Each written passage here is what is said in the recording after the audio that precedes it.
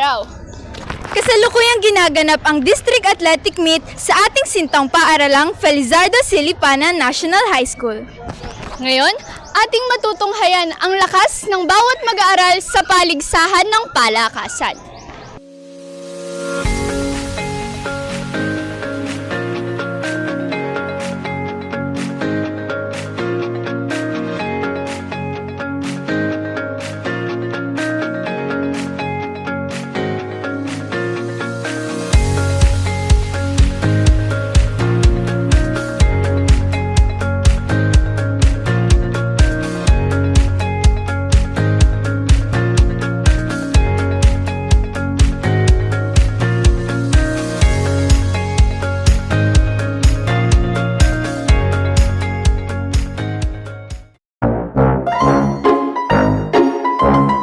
Good morning po.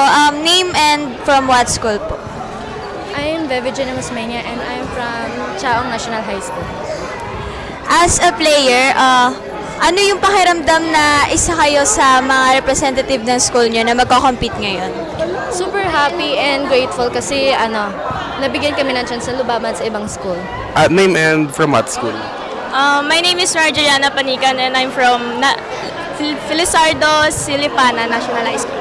Ano po yung pakiramdam nyo na kayo yung representative ng school ninyo? Actually, thankful po ako kasi napili ako ng represent for school. And thankful din po ako sa mga member ko kasi they trust me sa maging group nila.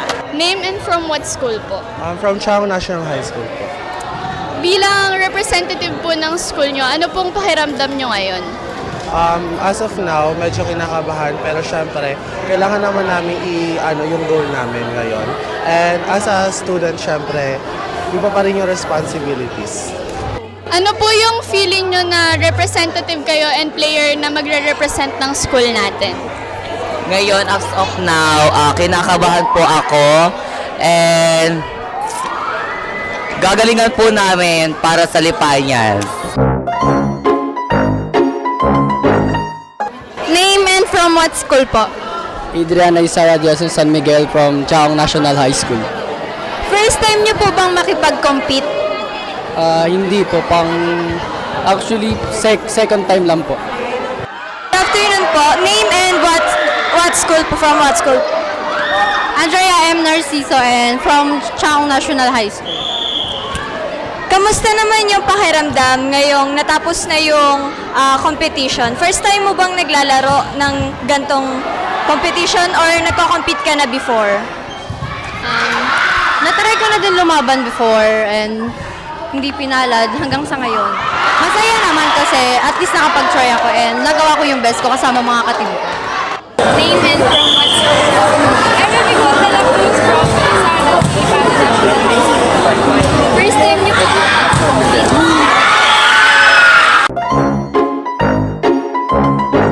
Ano yung mga sa tingin nyo naging preparation nyo para sa competition na to? Actually, nag-training talaga kami ng buong araw talaga na kung ano man yung time na meron kami, training talaga namin for preparation. Paano naman po yung naging preparation nyo para sa laban ninyo ngayon? Actually, nung mga nakaraang weeks po, nag-take po talaga kami ng time. Actually, after class, pati po, whole day po actually, para po mapaghandaan tong larong to. Ano po and paano po kayo nag-prepare para sa competition na to? Actually, hindi naman po kami masyado nag-prepare kasi mas pinag-focusan po namin yung ACADS po namin kasi kahit ano po gawin natin, estudyante pa rin po kami. And about sa preparation, medyo konting practice lang. Yung mga preparations nyo and paano po kayo nag-prepare para sa laban na to? So matagalan po ang aming prepare.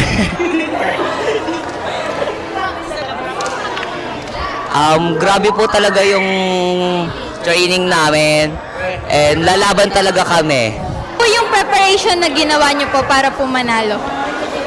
Nag-training lang po kami. So yung training po namin simula po alas 7 hanggang alas 3 lang. Ano po yung feeling na natapos na po yung laban? Nakakakaba sa una pero kahit talo okay lang, kahit lumaban naman kami. Ngayon pong nanalo kayo, ano po yung pakiramdam nyo? Honestly, ang pakiramdam po namin pagod. So, totoo lang. Siyempre, saya kasi muli namin ibabalik sa at least yung school namin. Ibabangon namin siya mula sa pandemic ulit. And since last year ko na ngayon, syempre ibibigay namin yung best namin para sa and para din sa District 5. Name po? Jana Alvarado. Ano po yung experience nyo sa Lipana? Siguro yung pagkakaroon po ng pakikipag-approach po sa kada estudyante po dito. Lalo na po yung mga nakilala namin, like sila po. Ano po yung experience nyo ngayon po na nakalaban nyo po yung Xiao? Very controversial.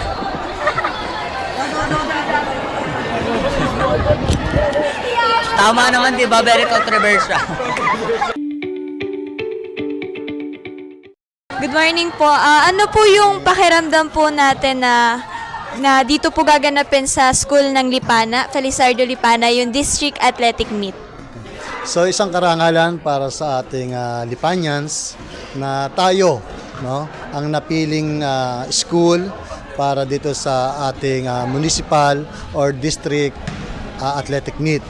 So nagagalak kami, especially ang buong faculty na tayo ang makapag-host dito sa ating palaro. So ang paghahanda namin, so tuwing hapon nakikita naman or mga bata nagte-training, katuwang ang mga coaches natin, and then kasama ang MAPE teachers, no, na naghanda para sa meet na ito. So kaya kumbaga nagala kami na nakita ko ang pagkakaisa, no, ng bawat Lipanians na maisagawa natin ang Edis Athletic Meet. Thank you. Ako po ay si Annalisa M. Ignacio mula sa Felizardo Lipana National High School. Ano po yung preparation nyo sa pinili? Iba po kayo sa ibang school? Iba kami sa ibang school. Kasi dito sa Lipana katulad ko, MAPE teacher ako. Preparation namin dapat sa mga bata binibigyan ng sa una pa lang ng basic knowledge and tools tungkol sa kasi music teacher ako eh. Kailangan may alam na sila sa nota, sa chords, ganyan. Katulad ng mga diniscuss namin doon sa nakaraang seminar namin ng Friday and Saturday. Kasi sa iba, dumadating sila sa punto na college na sila. Hindi nila alam yung paggawa ng songwriting composition. Ako as a music teacher, I'll make sure na this time, ngayong school year na to, ituturo ko sa kanila yung basic knowledge and foundation and fundamentals of music. Gano'n naman po kalakas ang fighting spirit nyo para po manalo? Siyempre 100%. Magkakaroon ka na din lang ng willingness at saka ng wish, 100% na. Tsaka alam mo bilang coach na ginawa mo yung best mo, at the same time, yung mga players ko talagang araw at gabi talagang nagte-train sila. Kaya yung 100% na tiwala ko sa kanila, tsaka yung pag-asa, kompleto yun. Pangalan po and from what school? Okay, so good morning. So I'm Michael Jordan De Jesus from Teacher 3 from Chaong National High School. Ano po yung mga preparation nyo na sa tingin nyo ay kakaiba na magkapanalo sa inyo ngayon?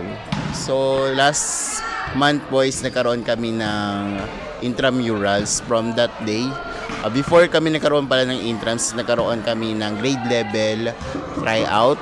So yung mga napili talaga is alam namin na the best yon sa grade level. Then after ng grade level tryout, napasabak sila sa school-based intramurals. And then mula po dun sa result na yon, pumili kami ng mga pinakamahusay na players from different grade levels. And syempre, mas nabigyan ng privilege yung nanalo. Yun nga lang, syempre may mga members sa team na hindi naman ganun kahusayan or kailangan pa nila ng matinding pagsasanay. Kaya kung humugot kami ng mga mahusay na players from ibang level. So, after ng intramurals, based din sa mga sinabi ng aking mga players na nagkakaroon sila ng mga pagsasanay sa mga barangay during Christmas vacation. Kaya nagulat nga ako na may ganun silang preparation. And then, nung nagkaroon na ng resume ng klase, so puspusan yung kanilang training. Hindi po muna sila umattend ng klase and nabigyan naman sila ng pagkakataon na makapag-prepare para sa municipal meet. Gaano po kalakas yung fighting spirit nyo na manalo kayo ngayon? Ayun. So, yun nga, tulad yan ng binanggit ko kanina, best of the best yung mga napili namin na mga players and yung mga skills naman na hinahanap namin sa isang player ay sa tingin ko naman ay makakabuti para madala yung crown para sa school namin. Name and from what school po? So I'm Rolando S. Cheng from Chaong National High School. Ano po yung pakiramdam nyo ngayon na tapos na po yung laban sa chess?